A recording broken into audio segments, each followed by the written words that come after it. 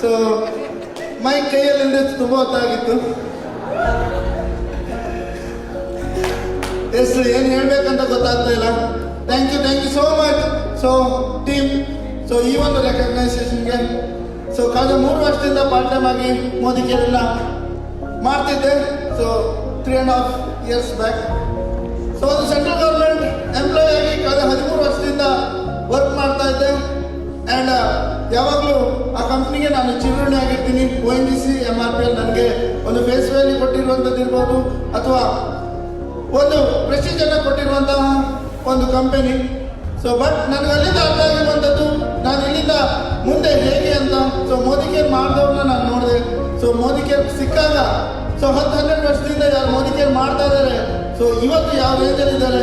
So ನಾನು ಇದನ್ನೇ ಮುಂದುವರ್ಸ್ಕೊಂಡು ಹೋದ್ರೆ ಎಲ್ಲಿ ಹೋಗ್ತೀನಿ, ಈ ಒಂದು ಡಿಫ್ರೆನ್ಸ್ ನನಗೆ ಅರ್ಥ ಆಗಿರುವಂಥದ್ದು. ಸೊ ಪಾರ್ಟ್ ಟೈಮಲ್ಲಿ ಮಾಡ್ತಿದ್ದೆ. ಈಗ ಜನವರಿಯಿಂದ ಸೆಂಟ್ರಲ್ ಗೌರ್ಮೆಂಟ್ ಜಾಬನ್ನು ರಿಸೈನ್ ಮಾಡಿ ಫುಲ್ ಟೈಮ್ ಮೋದಿ ಕೇರ್ ಮಾಡ್ತಾ ಇದ್ದೀನಿ. ಇದು ಮೋದಿ ಕೇರ್ನ ತಾಕತ್ತು. ಸೊ KSS ಗಾಡಿ ಇರ್ಬೋದು, ಇನ್ಕಮ್ ಇರ್ಬೋದು, ಅದಕ್ಕಿಂತ ಜಾಸ್ತಿ ನನ್ನ ಟೀಮ್ನ ಪ್ರೀತಿ. ಸೊ ನಾನು ಯಾವಾಗಲೂ ಚಿರಋಣಿ ಆಗಿರ್ತೀನಿ. ಆ್ಯಂಡ್ ನನ್ನ ಅಪ್ಲೈನ್ ಲೀಡರ್ಸ್, ಸೊ ನನ್ನ ಕೈ ಹಿಡಿದು ನಡೆಸಿರುವಂಥದ್ದು ಸೊ ದಿವ್ಯ ಅಣ್ಣಪ್ಪ ಇರ್ಬೋದು.